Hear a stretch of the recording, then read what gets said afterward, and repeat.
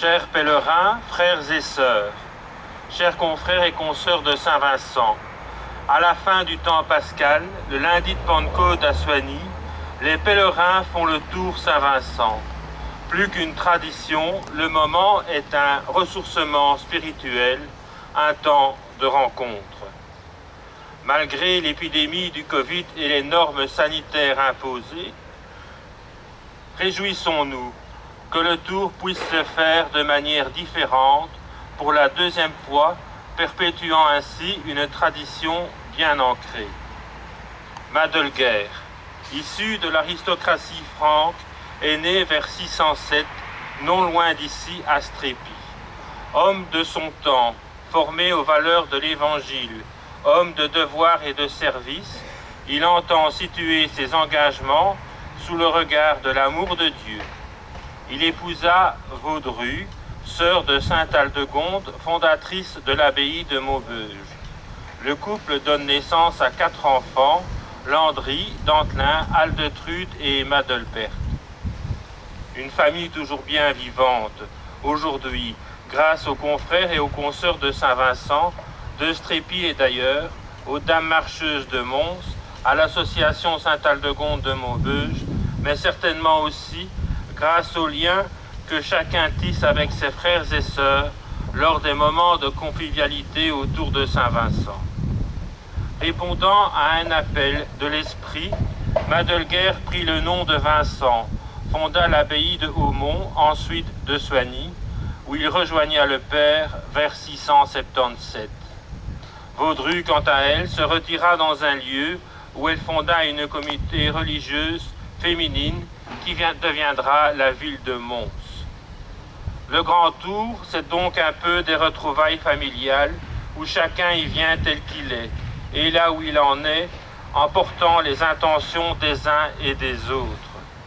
C'est une grande richesse pour notre communauté chrétienne. Saint-Vincent nous laisse au moins 2 trésors inestimables que nous pouvons percevoir. Le premier trésor, c'est d'être présent dans nos cœurs, un peu comme un grand-père dans la foi, qui malgré les bourrasques du temps, est toujours présent aux côtés de ses enfants, dans leurs joies et dans leurs difficultés, et très certainement un soutien en ce temps de Covid. Nous aimons d'ailleurs reprendre le chant « Priez, priez Dieu pour nous ». C'est de cet esprit de Vincent que vous transmettez par des initiatives les plus diverses, même déforcées par l'épidémie du Covid. Les pèlerins, les confrères et consoeurs de Saint-Vincent ont changé leurs habitudes et en ont créé de nouvelles. Soulignons particulièrement la réalisation de films diffusés par la télévision locale, proposant un tour priant aux foyers sonégiens, aux personnes âgées, isolées, mais également un album à colorier pour les plus jeunes. Nous pouvons faire le lien avec la première lecture de ce dimanche de Pentecôte. Tous furent remplis d'Esprit Saint, ils se mirent à parler en d'autres langues et chacun s'exprimait selon le don de l'Esprit. Mettre ses compétences au service de Dieu, d'une communauté, chacun selon ses spécificités, qu'y a-t-il de plus beau? Le deuxième trésor est celui de la foi en Dieu que Saint Vincent a témoigné dans nos régions. Chrétiens, nous confions à Saint Vincent, mais nous croyons en un Dieu trinitaire. Saint Vincent et Sainte Vaudru ont été proclamés saints par leurs contemporains parce que leur vie a été inspirée par les évangiles.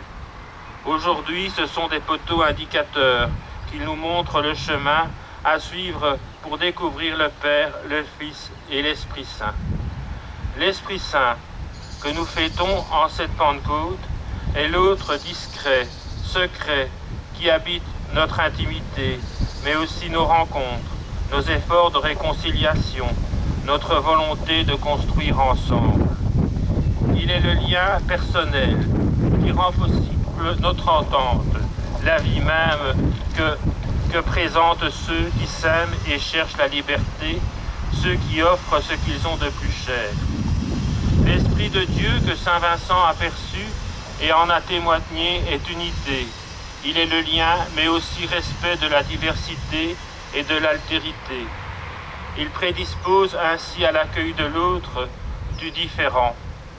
Il fait de l'accueil de l'autre une richesse pour moi, pour nous.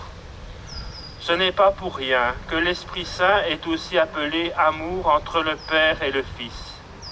Jésus nous parle ainsi de cet esprit de vérité qui nous fait vivre et qui nous fait revivre. Saint Basile le Grand, un père de l'Église du IVe siècle, compare l'Esprit Saint à l'eau dans un potager. L'eau féconde et fait croître tous les plants du jardin, les carottes, les oignons, les courges, le thym, les lys, les rosiers. Ces légumes et ces fleurs croissent selon leur espèce. Tel est l'Esprit par rapport à nous, par rapport à nos vies. L'Esprit Saint nous fortifie. Croyons-nous que l'Esprit Saint habite en nos cœurs? Prenons un moment de silence pour faire attention à lui parler et en témoigner dans nos vies de chaque jour. Enfin, nous sommes ici sur le site hospitalier du Tilleuriot, où se trouve cette chapelle dédiée à Notre-Dame du Tilleuriot. Comme Saint Vincent et Sainte Vaudrue, nous nous tournons vers Marie, mère de l'Église, et nous lui confions durant ce grand tour le personnel soignant, les malades, les personnes en maison de repos, les personnes isolées, mais aussi nos familles. Amen.